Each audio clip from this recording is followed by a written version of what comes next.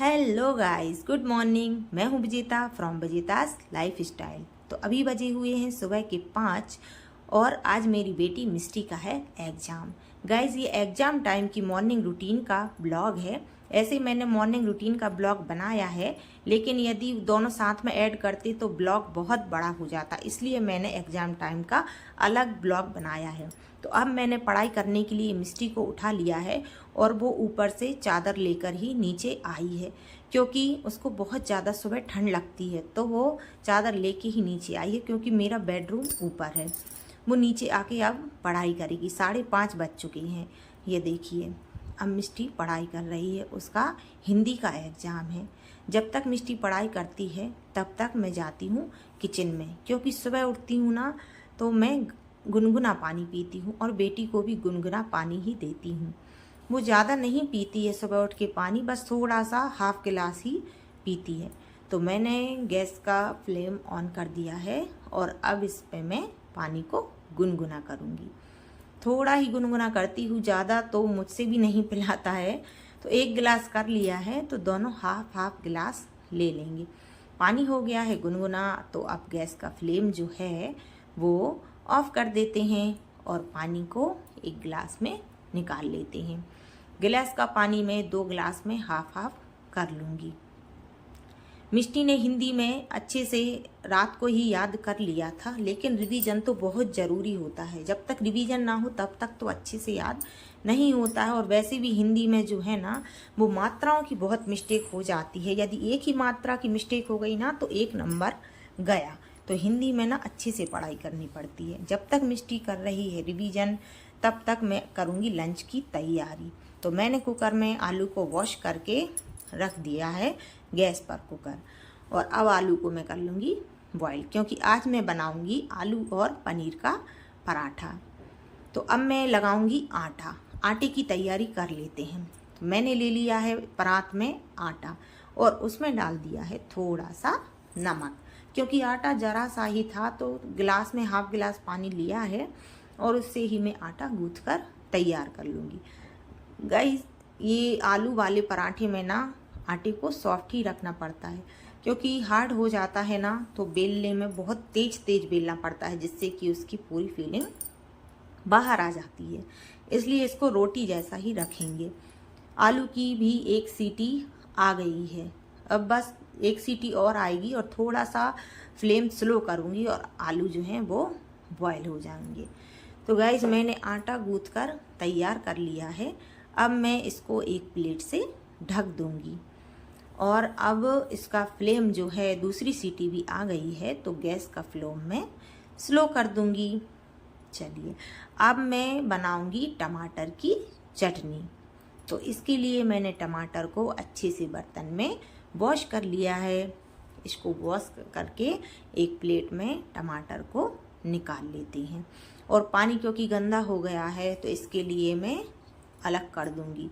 इसको चेंज करके ना दूसरा क्लीन वाटर इसमें भर लूँगी, क्योंकि मुझे पनीर को भी अभी वॉश करना है। तो रात को ये आए थे तो पनीर लेकर आए थे। ऐसे तो पनीर की ज़्यादा वो बाहर का नहीं खाती है। पनीर का जो भी आइटम है मैं घर पे ही बना देती हूँ, जैसे पालक पनीर है, पनीर की सब्जी है, या फिर पनीर का पराठा है। तो ये सब मैं उसको घर पर ही बना कर देती हूँ। और उसको मेरे हाथ का ना लंच बहुत ही पसंद है। मेरा खाना ना मेरे हाथ का उसको बहुत पसंद है। देखो, मैं अपने मुंह से अपनी ही बड़ाई कर रही हूँ। देखिए, तो मैंने अब चटनी बनाने के लिए टमाटर को अच्छे से छोटे छोटे टुकड़ों में काट लिया है। और अब मैं धनिया को अच्छे से एक कटोरी में साफ़ पानी लेके उसको वॉश कर लूँगी, क्योंकि धनिया के बिना तो चटनी का मज़ा ही नहीं आता है। धनिया है तो चटनी है, नहीं तो कोई चटनी नहीं है।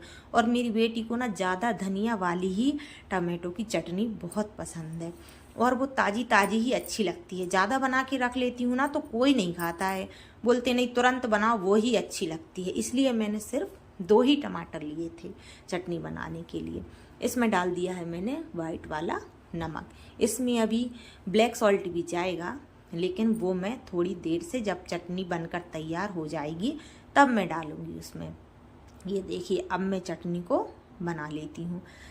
मिक्सी में जार लगा दिया है और अब मेरी चटनी जो है, मतलब मेरी नहीं, टमाटर की चटनी है जो बनकर तैयार हो गई है। ये देखिए, अब इसमें थोड़ा सा मैं ब्लैक सॉल्ट डाल देती हूँ और इसको अच्छी तरह से मिला देती हूँ।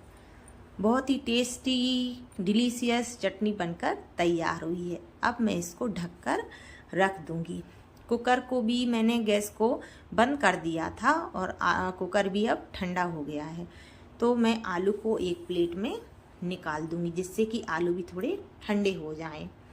और मिष्टी बुला रही है, मम्मा मैंने कर लिया है, मुझसे पूछ लो। मैंने बोला ठीक है, आलू जब तक ठंडे होते हैं तब तक मैं मिष्टी के पास जाती हूँ। तो मैं अब आलू को यहीं रख के किचन में बाहर जाती हूँ। बाहर देखिए थोड़ा थोड़ा सा उजाला हो गया है क्योंकि 6 बज चुके हैं। चंद्रमा भी लेकिन अभी निकला ही है।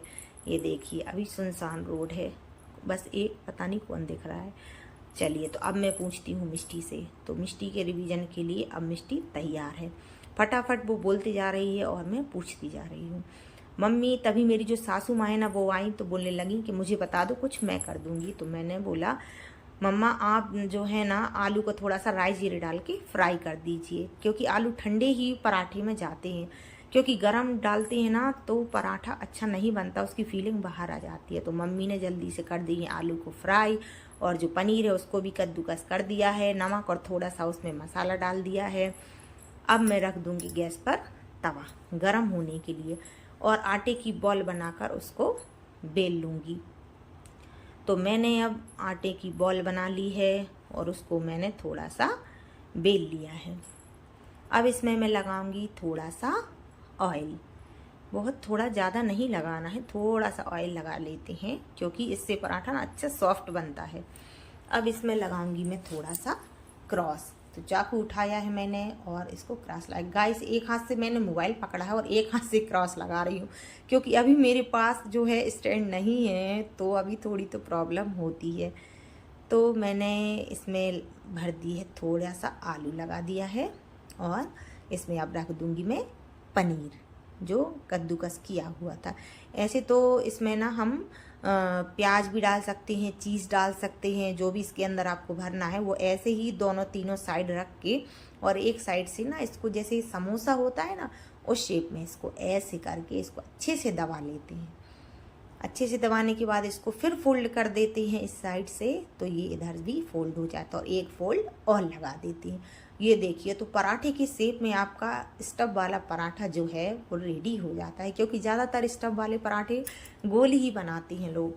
तो लेकिन ये आइडिया मुझे अच्छा लगा और इसमें आसानी भी होती है बेलने में। वो क्या है, जैसे ही उसका अपन डो बनाते, डो के बाद जो बॉल्स बनाते हैं डो की, तो वो जैसे उसमें भरते हैं और बेलते हैं तो स्टफिंग बाहर आ जाती है। लेकिन ये मुझे बेलने में बहुत आसानी होती है और फटाफट इसको बेल भी लेते हैं। और उसमें हाथ भी बहुत गंदे होते हैं, लेकिन इसमें ज़्यादा हाथ गंदे नहीं होते। तवा भी अच्छे से गर्म हो गया है और मैंने तवे पे लगा दिया है थोड़ा सा ऑयल। गैस को गाइस उसका फ्लेम जो है वो हाई ही रखना है। याद रखें, जब भी रोटी पराठा या पूड़ी कुछ भी आप बना रहे हो तो उसका फ्लेम, जो गैस का फ्लेम है ना, उसको हाई ही रखना, जिससे कि पराठे बहुत अच्छे बनते हैं। एक साइड मैंने इसको पलट दिया था, अब दूसरी साइड से भी ये सिक गया है। इसमें थोड़ा सा लगा लेते हैं ऑयल। एक साइड ऑयल लगाकर इसको दूसरी साइड पलट देते हैं और इसको दूसरी साइड भी अच्छे से ऑयल लगा लेते हैं। गाइस, ऑयल ना थोड़ा सा लगाना है, ज़्यादा ऑयल में नहीं सेकना है पराठे, नहीं तो वो बहुत कड़क लगते हैं और खाने में भी थोड़ा अजीब लगते हैं। लेकिन ऐसे ना बहुत क्रंची और बहुत ही स्वादिष्ट लगते हैं, सॉफ्ट एंड क्रंची अच्छे लगते हैं ऐसे पराठे। और मेरी बेटी को ना ब्राउन ब्राउन स्पॉट वाले, ज़्यादा ब्राउन स्पॉट वाला पराठा ही अच्छा लगता है, नहीं तो बोलती मम्मी नहीं कच्चा है, इसको ज़्यादा पकाओ।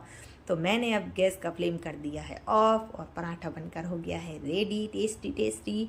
अब मैं इसको रखूँगी प्लेट में और इसमें रखूँगी चटनी, क्योंकि मिष्टी बोल रही है मम्मा अब तो भूख लगी है, जल्दी से खाना दे दो।